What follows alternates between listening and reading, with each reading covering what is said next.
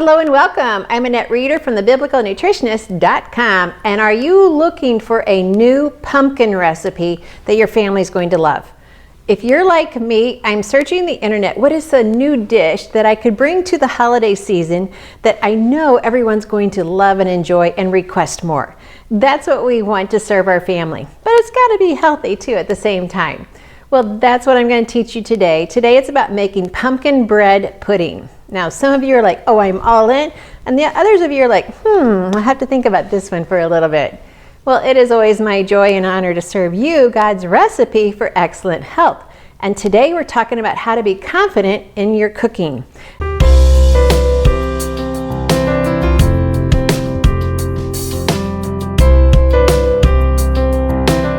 This is important for you to have the health that you desire, the health that God created for you, and for your family as well. So before we get started, whatever channel you're watching this on, please share it with your friends and your neighbors and your Bible study group so they too can learn how much God loves them, even through food. So let's get started with this recipe. We're going to start with this recipe. This recipe is in my, this is my very well-used cookbook, Satisfied Baking with Whole Grain Goodness. It is a book that I put together from all of my bread classes. The most requested class I get is, Annette, come teach us how to make bread. In fact, I just finished a whole conference series down in Jacksonville, Florida, and we made bread. We made challah bread. It was such a special moment. So I put my favorite bread recipes in this book, my holiday favorites for every holiday, challah bread, pumpkin bread pudding, you name the holiday, it's going to have a good bread in here that you can serve. And that's why I just love it. It's just a small cookbook. And in the front of it, it teaches you all about why we should mill our own grain and why we can enjoy who Jesus is as the bread of life. All right, so let's get on to the recipe. So this recipe, if you have the book, is on page 79.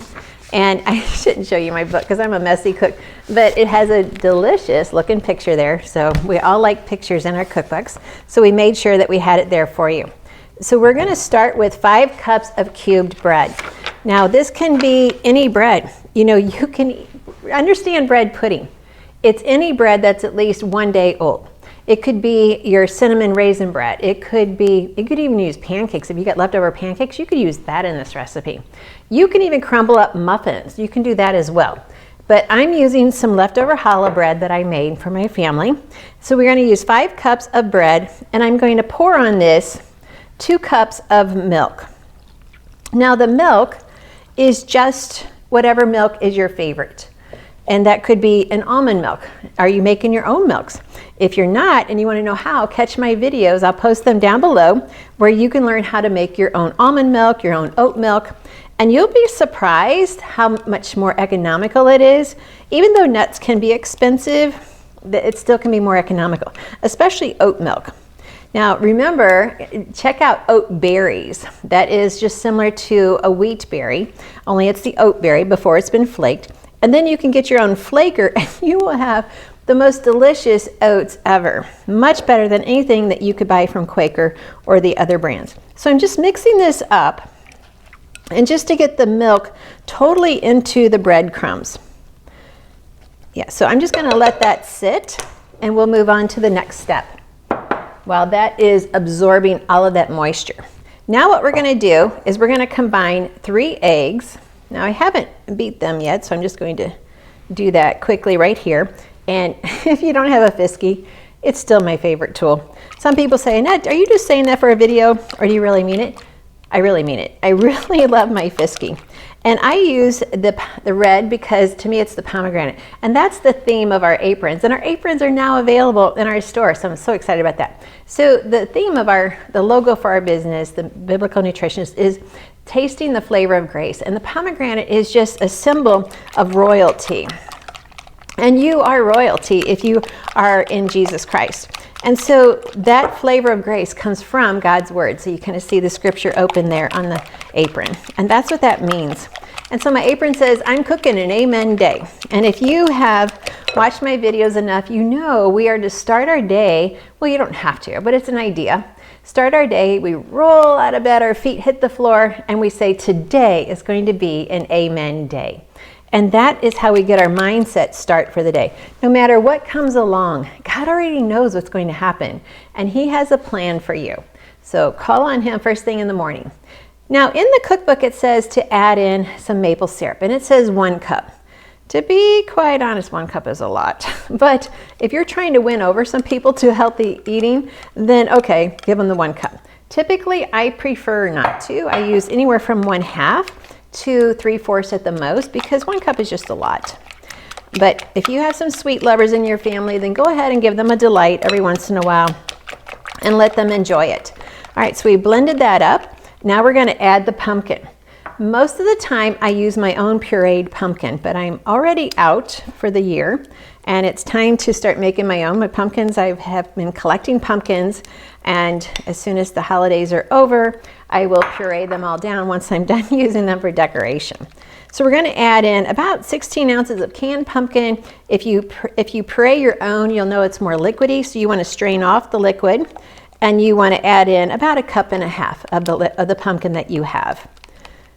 I really prefer that you're not really canning your own pumpkin, because I just freeze it. And I have videos on that, and I have pumpkin recipes on my website. Pumpkin is just really good. So hopefully you've already seen my video on how to make your own pumpkin spice. So if you have your own pumpkin spice mixed up, then you would use 1.5 teaspoons of that spice. If you don't, then we're going to add in the seasons individually. And so I'm also going to add in a teaspoon of vanilla. Put that in here. And we've got 3 tablespoons of melted butter. And it was melted when I started the video. It's a little bit, has gone back together now. All right, let me get my spatula. All right, so you want 3 tablespoons of melted butter, and for a bread pudding, it just helps to give it that crustiness on the edges that a lot of people really like. So put in the comments down below, how many of you, when you eat brownies, are going for the corner pieces where it's crusty, or you want the soft, chewy pieces in the middle? So put in the comments down below, what's your favorite? All right, so we got that blended up really well. All right, now we're going to add in our spices. So for this, you're going to add in 1 teaspoon of cinnamon, 1/2 teaspoon of nutmeg, and then 1/4 teaspoon of ginger. And that is going to make pumpkin pie spice. Or you could just use 2 teaspoons of your own pumpkin pie spice. Once again, if you're like, oh, that might be more flavor than I want, so you could lessen it a little bit, you're still going to have an amazing flavor of your dish. Mind you, when you're using your own bread, you're milling your own wheat, you're grinding it, and you're baking your own bread, it has a stronger flavor than if you're just using bread from the store. Bread from the store is comparative to flavor. Unless it's been greatly enhanced and enriched, it usually doesn't have much flavor. So for us to add in extra flavoring like the spices is a good thing, because we need it to add flavor to the dish, because the bread's going to can overpower it sometimes. All right, next to this, we got cranberries. So I have 1 cup of cranberries. Now, I've told you in other videos that you can pre-soak your cranberries. So if you have some apple juice, maybe 1/4 cup of apple juice, and you heat that apple juice up, put your cranberries in there and let it sit for about 20-30 minutes before you start your recipe. The cranberries will be so much chewier and plumper that your recipe will just have a little bit of an edge that says, this is so much better than what I expected. So think about, you would drain the juice though before you put them in, but and it needs to be a juice and not water, because water will pull the sweetness out of the cranberry. The juice will keep the sweetness in the cranberry. And it won't even really add any more sweetness, it just adds the plumpness to it. All right, so we have this all mixed up. Now let's take our breadcrumbs, and we're just going to put them in this bowl.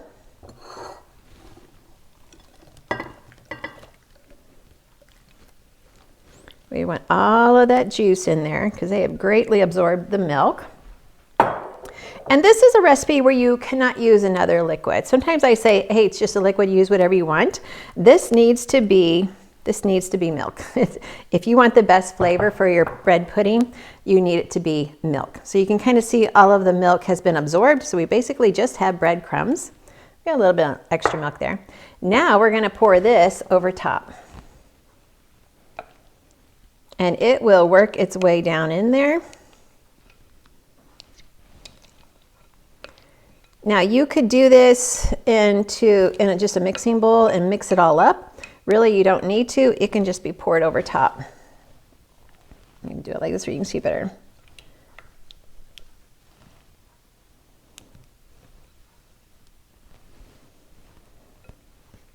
All right, we are going to bake this at 350, and it takes a while. So 350 for about 40-45 minutes, and you want to test it to make sure it's coming out nice and clean. And you're gonna love this. This is totally gonna be a delight at your family table. All right, let me just get a little of that pumpkin flavor down into the crumbs a little bit. And my oven is ready. I will pop it in, and then we will set the timer for about 40 minutes and check it then. If you ever use an air fryer oven, like a smart oven, then it would take less time. I would just use a more shallow dish so that it can bake a little bit more evenly. But in the regular oven, a dish like this is more of a casserole dish, could be used. You could also use 11-by-7 dish. You can use a 9-by-13. It'll just be very shallow, so you want to bake it for less time and keep an eye on it. And then it would become a little bit more of like a biscuit layering, so that would be good too. So never limit yourself on what's possible when you're cooking. All right, let me put this in the oven. Now, as an optional topping before we bake it, I almost forgot to tell you this, you can add some sprinkled nuts. I've got some that are very finely crushed, but you could use more of a chopped nut. I'm using pecans. You could do that as a topping if you want. And I use the cinnamon sucanat as my topping, and I just want to lightly sprinkle that around. And that just really adds to the texture and to the flavor when you enjoy it. There we go. Now it's ready to bake.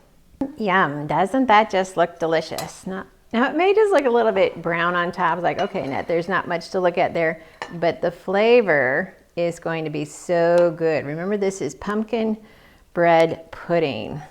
Look at there. Now I like it hot. You may want it cold. My husband is a cold dessert person. I'm a hot dessert person. There we have it. Yum, look at that. Now we can go ahead and add a topping. You could have an ice cream topping. I made a yogurt topping. So I made a topping for mine. I used some organic whole fat or yogurt, and then I added my own vanilla extract, and then I added some stevia drops. I feel like there's already enough sweetener in here as far as calories and sugar goes, so I wanted this to be sweet, and because my family's gonna want it to taste sweet, but I didn't want to add more calories to the recipe. So I mixed this up really well, got it to the flavor that I wanted it, and now I'm just going to drizzle this over our pumpkin bread pudding. I could then top this with some more nuts or some more cranberries and just make this such a delicious dish to make it pretty and delicious. There we go. So I grabbed some pecans. We'll just go ahead and just crunch these up in my fingers, sprinkle them on top. Even when you get the whole pecans, they sometimes are a better price value. So just sprinkling some of them on top. Whatever's your favorite nut. I don't think almonds would be the best flavor for this, but if that's what you like, then hey, then it would be. Add some more cranberries, and there we go. Well, thank you for letting me share this with you, and never forget the 3 ingredients for God's recipe for excellent health is always to remember, number 1, we can be confident in the kitchen, confident with our health, and most importantly, confident in understanding how much God loves you. And He loves you with an everlasting love, and He has loved you from the moment of conception. He has loved you personally from the moment of conception. So while you enjoy His goodness, while you enjoy this delicious dessert with your family, friends, or even just by yourself, it does freeze well if you want to do that. Just remember, God loves you, and you have a purpose in your life. So enjoy this. I can't wait to read your comments. How did you like it? And I hope your holidays are always blessed, as long as we understand that Jesus is the reason for every season. He's the reason for every season under the sun. He created the seasons so that we can be reminded of who He is and when He's coming back. Thanks for watching.